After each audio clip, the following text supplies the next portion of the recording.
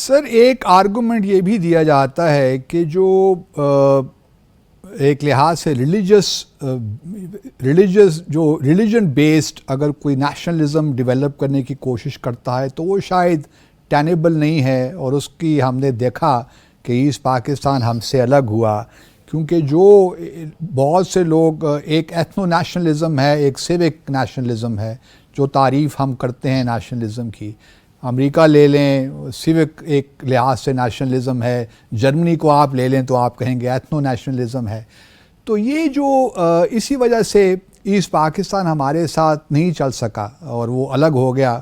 25 سال سے پہلے پاکستان بنے ہوئے، 47 میں پاکستان بنا، 71 میں ایسٹ پاکستان بنگلہ دیش ہو گیا. آپ کیا سمجھتے ہیں کہ واقعی جو اسلام جو ہے ایک بائنڈنگ فورس ہے؟ آج کے پاکستان کو ہم دیکھیں، ہم آج بھی دیکھیں نا، جڑانوالہ میں جو کچھ ہوا گزشتہ روز، دل خون کے آنسور ہوتا ہے ایسے واقعات دیکھ کر. تو پہلے تو ہمیں یہ بتائیے کہ آپ کیا سمجھتے ہیں، کیا ایسے محرکات تھے؟ کیونکہ آپ نے جو اپنی ایک لحاظ سے آپ کا ایک تحریر جو ہے واٹ از پاکستانیت، 41 elements of unique Pakistani identity, یہ جو 41 ایلیمنٹس ہیں ہماری یونیک آئیڈینٹی کے، شاید یہی ہمارے لیے مشکل پیدا کرتے ہیں کہ ہم سوئی جینرس ہیں، یونیک ہیں، دنیا ہمیں سمجھ نہیں پاتی کہ یہ کیسے لوگ ہیں، یہ کیا ہیں. ذرا ہمیں تھوڑا سا ایکسپلین کیجئے سر. واقعی میں شکریہ. ہم ہیں تو بڑے خر دماغ، ہم بڑے انوکھے پاکستانی ہیں. پاکستانیوں کا مزاج زبردست، اتنا انوکھا ہے. خر دماغ بھی ہیں، بڑے خاص ایک مخصوص قسم کا انداز رکھتے ہیں انداز. لیکن میں جاؤں گا واپس جڑ کی طرف. آپ نے فرمایا کہ کیا مذہب پہ بنیاد رکھتے ہوئے کوئی قومیت دیر پا ثابت ہو سکتی ہے یا نہیں. میرا موقف یہ ہے کہ 1971 میں مشرقی پاکستان کے عوام نے پاکستان کے ریاستی نظام کو رد کیا.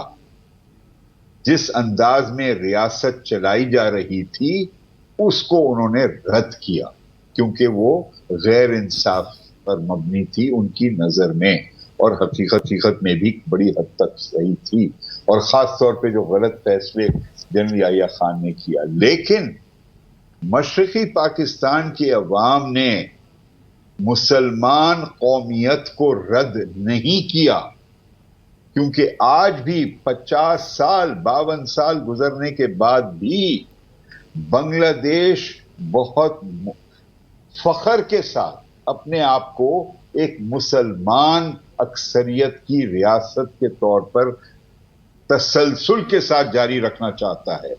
وہ کبھی نہیں چاہتا کہ وہ مغربی بنگال جس میں ہندو اکثریت ہے وہ اس کا حصہ بن جائے، محض اس لیے کہ جی وہ بھی بنگالی بولتے ہیں، ہم بھی بنگلہ بولتے ہیں اور ہم میں بڑی ثقافتی ہم آہنگی ہے. نہیں، وہ نہیں چاہتے کہ وہ ہندوستانی ریاست کا حصہ بن جائیں کیونکہ وہ پاکستان سے الگ ہو گئے. تو یہ ثابت کرتی ہے یہ بات کہ مسلمان قومیت، مسلم قومیت کا وجود جو کہ ہوا بنگال میں. Bengal was the home of Muslim nationalism in South Asia. It grew there. The Muslim League was founded in Dhaka. وہ آج بھی اسی حد تک موجود ہے اور متحرک ہے.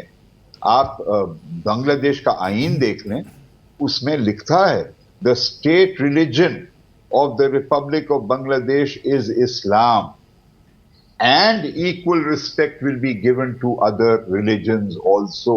جو کہ بڑی اچھی بات ہے، جو ہمارے آئین میں یہ بٹ اور اینڈ کا کوالیفیکیشن نہیں ہے جو کہ ہونا چاہیے تھا. آگے جا کر ہے، ہم کہتے ہیں کہ جی there shall be no discrimination on the basis of religion، حالانکہ وہ ہے discrimination.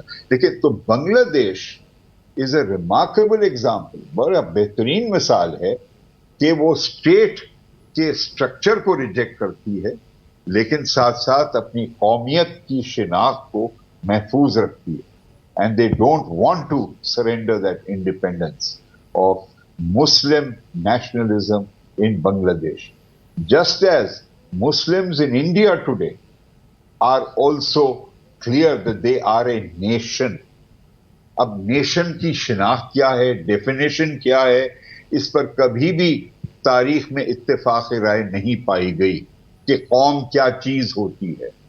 इस वक्त कनाडा और नॉर्थ अमेरिका में जो पहले से रहने वाले लोग थे, कबाइल, मगरबी यूरोप से आने से पहले लोग जो उन्होंने जाके कब्जा जमाया, वो आज 21वीं सदी में अपने आप को कहते हैं we are the first Nations. और एक कबीले में 200 लोग होंगे, 2 लाख लोग होंगे, 4 लाख लोग होंगे, और कई ऐसे हैं वहां पर कबाइल, वो अपने आप को नेशन कहते हैं. तो इंडिया में भी इस वक्त जो मुसलमान हैं, चाहे वो केरला में रहते हों और कश्मीर में रहते हों, इंडियन ऑक्यूपाइड कश्मीर में या बंगाल में, एक दूसरे की जबान भी नहीं समझ सकते, लेकिन उनका मुसलमान होना दैट इज नॉन तो नेगोशिएबल. आप